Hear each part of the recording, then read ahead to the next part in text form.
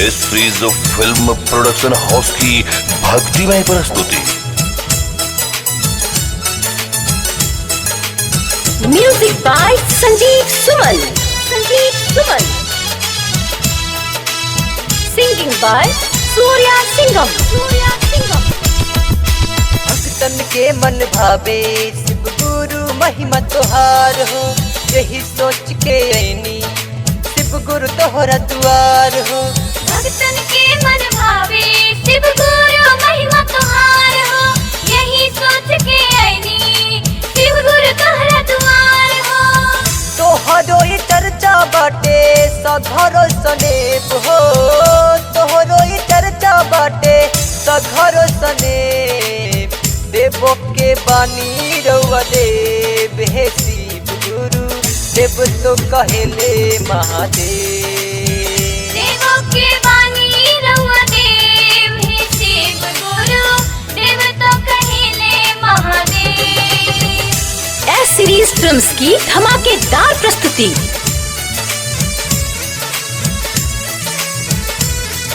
बोलो बोलो लवखरनाथ की, बोलो बोलो कुशेश्वरनाथ की। तोहरे से बासी गुरु दुनिया के रीत हो, तुहरे से टिकल बा जहान हो। तोहरे से बासी गुरु दुनिया के रीत हो, तुहरे से टिकल बा जहान हो। अमृत दे के हे बोलदानी खुद पिन बीत हो, तीनों लोक में बाड़ा तू महान हो। अपना भगत के दुख ना देवे न खाले खुद में, देवो के बानी रउआ देव हे शिव गुरु, देव तो कहेले महादेव। देवो के बानी रउआ देव हे शिव गुरु, देव तो कहेले महादेव। बोलो बोलो बाबा भोलेनाथ की।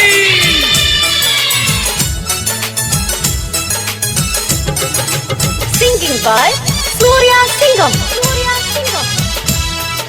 बोलो बोलो बाबा लवखरनाथ की। श्रद्धा से पूजे जे तोहरा हई रउरा भोला, ओकरा के कैला धन मान हो। श्रद्धा से पूजे जे तोहरा हई रउरा भोला, ओकरा के कैला धन मान हो। तोहरा दुआर से अब तक शिव गुरु के हो नहीं लौटल, सब का के देनी वरदान हो। तू चला कुछ मांगे के देख पूरा होई सदे, देवो के बानी रउआ देव हे शिव गुरु, देव तो कहेले महादेव। देवो के बानी रउआ देव हे शिव गुरु, देव तो कहेले महादेव। भक्तन के मन भावे शिव गुरु महिमा तोहार हो, यही सोच के ऐनी शिव गुरु तोहरा दुआर हो।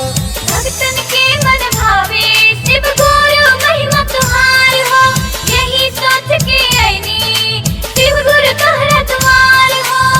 तोहरो ये चर्चा बाटे सघरो सनेप हो, तोहरो ये चर्चा बाटे सघरो सनेप।